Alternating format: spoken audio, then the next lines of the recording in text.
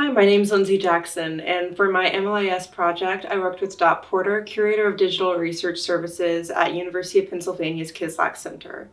In particular, I worked with the Collation Visualization Project, also known as VisCall. And to understand what VisCall is, we need to go over a few terms.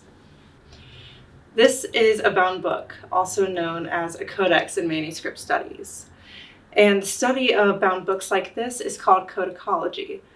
And to kind of understand codicology and how it all works, we need to understand the basic components that make up this codex. Start from the foundation. This is a folia, and any codex is going to be made up of gatherings of these folia. So we've got a few more of these, we've put them all together, and now we've got a gathering, also called a choir.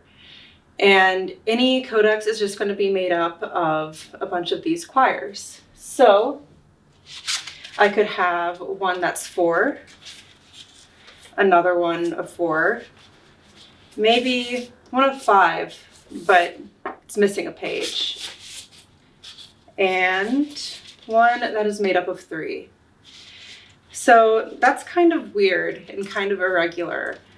So to understand this kind of weird and irregular structure, we use something called collation formulae.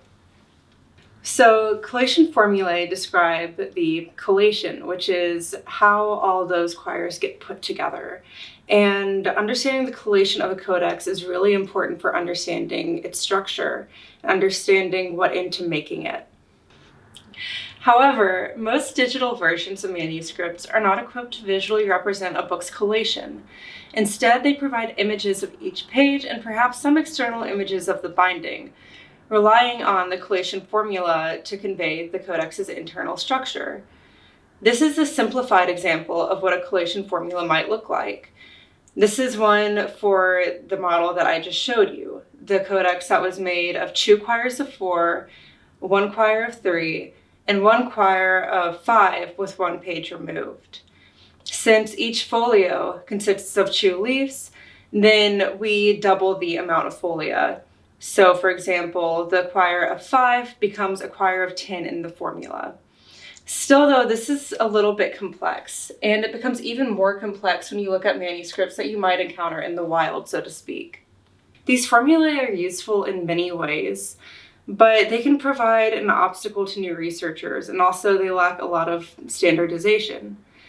So this is a big barrier for accessibility. VC Editor seeks to counter that by providing a software that creates models of what the collation looks like in a way that's very intuitive.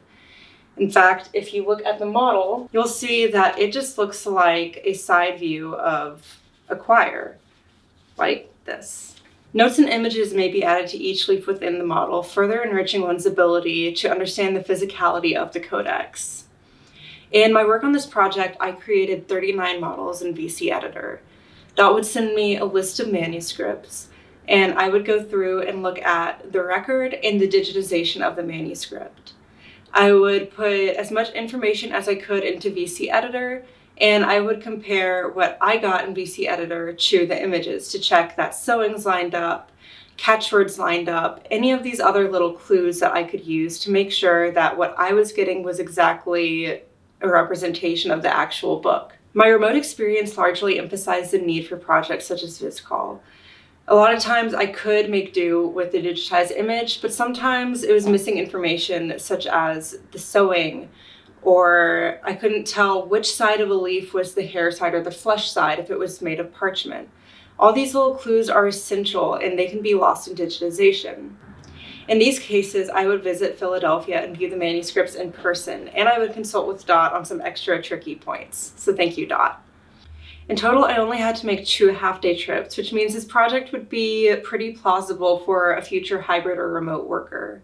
Finally, I helped to prepare the models for upload to Scholarly Commons, UPenn's open access institutional repository, and contributed documentation to assist future workers on this project.